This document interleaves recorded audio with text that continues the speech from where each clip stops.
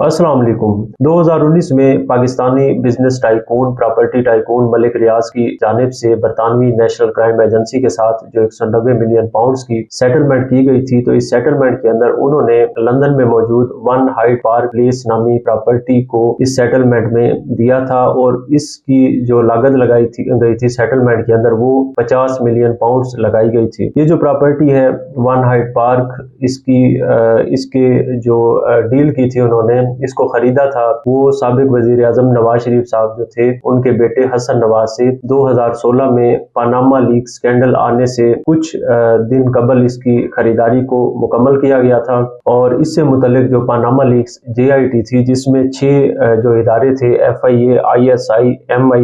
State bank of Pakistan, SECP और NAB, इनके जो नुमाइंदे इसके अंदर शामिल थे, यानी कि ये जो 6 इदारे थे इनके नुमाइंदगान ने सिफारिश की थी कि ये जो डील हुई थी मलिक रियाज के बेटे और हसन नवाज जो उस टाइम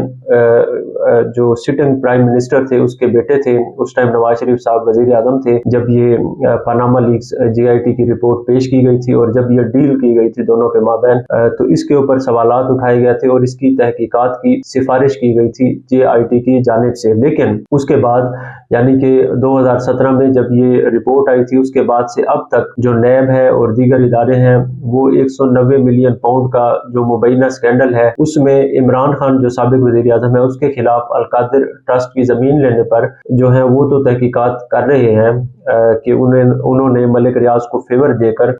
वहां पर उनसे जमीन ली, उसके एवज उन्होंने मलिक रियाज को फेवर दी। लेकिन जो 2016 के अंदर ये डील हुई थी, इस डील का इख्तिताम हुआ था हसन नवाज और अली रियाज जो मलिक रियाज के बेटे थे वन हाइड पार्क से मुतल्लिक जो इस सेटलमेंट का हिस्सा है, तो उसमें जो भारी मुनाफा कमाया था और पानामा स्कैंडल आने से पहले इस मशकूक किस्म की जो डील थी, जो अकाउंट्स बाद में वहां पर ज़ेरे तफ्तीश आए थे बरतानिया में, उनसे जान छुड़वाई गई थी हसन नवाज की जानिब से, शरीफ खानदान की जानिब से। इसकी तहकीकात 2017 से लेकर अभी तक ना हो रही है, ना इसके ऊपर किसी की जानिब से बात की जा रही है। तो इस डील से मुतल्लिक पानामा लीक्स JIT के अंदर क्या कहा गया था और इस डील से मुतल्लिक जो था हसन नवाज ने पानामा लीक्स JIT में जब वो पेश हुए थे, उन्होंने जब अपनी स्टेटमेंट दी थी तो वन हाइड पार्क से मुतल्लिक उन्होंने क्या जवाब दिया था ये सारा हम आपके सामने रखते हैं। हसन नवाज शरीफ जो हैं उन्होंने 8 जून 2017 को JIT के सामने पानामा लीक्स की जो तहकीकात कर रही थी उसके सामने पेश होकर वन हाइड पार्क नामी जो जायदाद थी उससे मुतल्लिक जो थी तफसीलात फराहम की थी तफ्तीशी इदारों को। अब उन्होंने वहां पर जो स्टेटमेंट दी थी वो मैं आपके सामने रखता हूं कि उन्होंने वहां पर क्या बताया था। हसन नवाज की स्टेटमेंट में आपके सामने पढ़ता हूं। हसन नवाज के मुताबिक जो उन्होंने बताया था, मैंने वन हाइड पार्क अगस्त 2007 में 10.5 मिलियन पाउंड में खरीदा था। ये जायदाद मैंने जाती इस्तेमाल के लिए खरीदी थी। इसकी पूरी बिल्डिंग 10,000 स्क्वायर फीट पर मुश्तमिल थी, जिसमें ग्राउंड फ्लोर, फर्स्ट फ्लोर और सेकंड फ्लोर पर दफातर थे, जबकि थर्ड और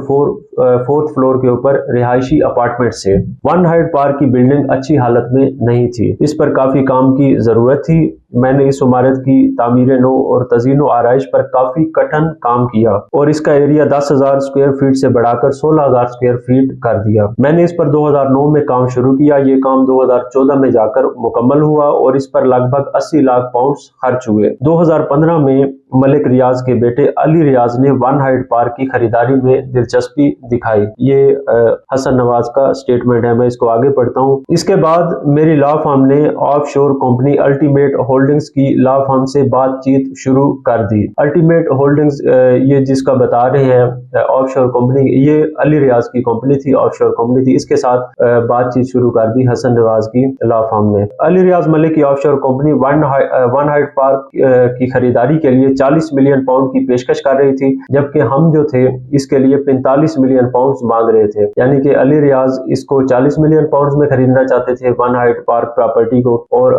हसन नवाज के बकौल वो इसके लिए 45 मिलियन पाउंड मांग रहे थे। आगे उन्होंने बताया, नवंबर 2015 में अली रियाज मुझे मेरे ऑफिस में मिले। वहां वन हाइड पार्क पर बातचीत हुई। इस बातचीत के नतीजे में वन हाइड पार्क को 42 मिलियन पाउंड में फरोख्त करने का मुआहदा हुआ। 31 मार्च 2016 तक वन हाइड पार्क की खरीदारी मुकम्मल करने पर मुआहदा हो गया। कुछ ہفتوں بعد مجھے ون ہائٹ پارک کی پوری قیمت ادا کر دی گئی، جس کے بعد میں نے ایک تقریب کے دوران اس عمارت کی چابی علی ریاض کو دے دی۔ علی ریاض کے ساتھ یہ ڈیل کرنے سے پہلے میں نے اپنے والد، اپنے بھائی حسین نواز اور خاندان کے دیگر افراد سے مشورہ کیا، کسی کو بھی اس ڈیل پر کوئی اعتراض نہ تھا۔ تو یہ جو ڈیل تھی حسن نواز کے بقول انہوں نے اس ڈیل کو مکمل کر لیا تھا پاناما اسکینڈل کے آنے سے پہلے، اور 10.5 ملین میں خریدی گئی جو پراپرٹی تھی ان کی جانب سے، اس کو انہوں نے 42 ملین پاؤنڈز کے اندر جو تھا وہ فروخت کر دیا۔ بھاری منافع اس کے اوپر انہوں نے کمایا۔ اب اس کے اوپر سوالات اٹھتے ہیں کہ ایسی جو جائیداد تھی جو انہوں نے 10.5 ملین پاؤنڈز میں خریدی، 42 ملین پاؤنڈز میں بیچ دی آگے، اور بیچنے والا جو تھا وہ اس ٹائم کے سٹنگ پرائم منسٹر کا بیٹا تھا، خریدنے والا پاکستان کے پراپرٹی ٹائکون کا بیٹا تھا، جس کے خلاف مختلف قسم کے سکینڈلز کھلے ہوئے تھے، چل رہے تھے اور ابھی تک چل رہے ہیں مختلف سکیمز، کورٹس کے اندر ان گنت ان کے خلاف کیسز ہیں۔ تو اس دوران اس سارے عمل میں جو تھا اتنا بھاری منافع انہوں نے کمایا۔ اس منافع کے اوپر، اتنے بھاری منافع کے اوپر اس کی فروخت جو ہوئی تھی، اس کے اوپر جے آئی ٹی کی جانب سے سوالات اٹھائے گئے تھے۔ اب یہاں پر یہ حسن نواز کی سٹیٹمنٹ کے بعد جے آئی ٹی جو تھی اس کی جانب سے جو سفارش کی گئی تھی وہ میں جے آئی ٹی رپورٹ کے اندر سے آپ کے سامنے پڑھتا ہوں۔ جے آئی ٹی نے حسن نواز کے بیان کے اوپر اور ون ہائٹ پارک کی جو ڈیل تھی اس کے اوپر لکھا تھا، حسن نواز کی جانب سے ون ہائٹ پارک کی علی ریاض کو فروخت پر سوالات اٹھتے ہیں، یہ جے آئی ٹی نے کہا۔ جے آئی ٹی نے آگے کہا کہ جے آئی ٹی نے اپنی لا فرم کی مدد سے ون ہائٹ پارک کی ٹائٹل ڈیل کی کاپی حاصل کی ہے۔ اس ٹائٹل ڈیڈ پر علی ریاض کے دستخط ہیں۔ علی ریاض ایک پراپرٹی ٹائکون ملک ریاض کے بیٹے ہیں۔ ان کی ایک آف شور کمپنی الٹیمیٹ ہولڈنگز، جس نے موجودہ وزیر اعظم نواز شریف کے بیٹے سے لندن میں عالی شان جائیداد خریدی ہے، یعنی کہ موجودہ وزیر اعظم اس ٹائم جب یہ تحقیقات کر رہی تھی جے آئی ٹی، تو اس ٹائم نواز شریف صاحب جو تھے وہ وزیر اعظم تھے، اور جب یہ ڈیل ہوئی تھی ون ہائٹ پارک کی خریداری کی تو اس ٹائم بھی نواز شریف صاحب جو تھے وزیر اعظم تھے۔ تو وزیر اعظم کے بیٹے کو ایک پراپرٹی ٹائکون کا بیٹا اتنی بڑی فیور دے رہا تھا، اور بعد میں اسی جائیداد کو سیٹل کرنا پڑا، 190 ملین پاؤنڈز کی جو سیٹلمنٹ ہوئی تھی اس کی مد کے اندر۔ تو اس کے اوپر یہ سوالات اٹھا رہے ہیں۔ آگے جے آئی ٹی نے کہا کہ یہ معاملہ جے آئی ٹی کے اسکوپ سے باہر ہے، لیکن اس معاملے کی مزید تحقیقات کی ضرورت ہے، یہ جے آئی ٹی نے آگے لکھا۔ آگے جے آئی ٹی کی جانب سے کہا گیا کہ علی ریاض کی آف شور کمپنی اور ان کے پاس اتنی بڑی رقم جس سے لندن میں ون ہائٹ پارک خریدا گیا کہ ذرائع اور منی ٹریل جاننے کے لیے جامع تحقیقات کی ضرورت ہے، یعنی کہ علی ریاض صاحب نے اتنی بڑی رقم 42 ملین پاؤنڈ ان کے پاس کہاں سے آئے، اس کی منی ٹریل جو ہے اس کی بھی ضرورت ہے، اس کی تحقیقات کرنے کی بھی ضرورت ہے کہ اتنی بڑی جو ٹرانزیکشن تھی وہاں پر کیسے ہوئی۔ اور لیکن افسوس کی بات یہ ہے کہ 2017 سے لے کر ابھی تک نیب نے اس کے اوپر چپ سادھی ہوئی ہے، خاموشی اختیار کی ہوئی ہے۔ نہ ہی حسن نواز سے یہ پوچھا گیا ہے، پوچھ گچھ کی گئی ہے کہ انہوں نے 10.5 ملین پاؤنڈز کی جو پراپرٹی تھی اس کے اوپر اتنا بھاری منافع کیسے کما لیا، اس کو 42 ملین پاؤنڈز کے اندر فروخت کر دیا۔ اور نہ ہی علی ریاض سے کوئی تحقیقات کی گئی یا ملک ریاض سے کہ انہوں نے یہ جو بھاری رقم تھی لندن میں اس کا انتظام کہاں سے کیا تھا، اس کی منی ٹریل جو ہے ان سے نہیں مانگی گئی۔ اس کے علاوہ جے آئی ٹی جو تھی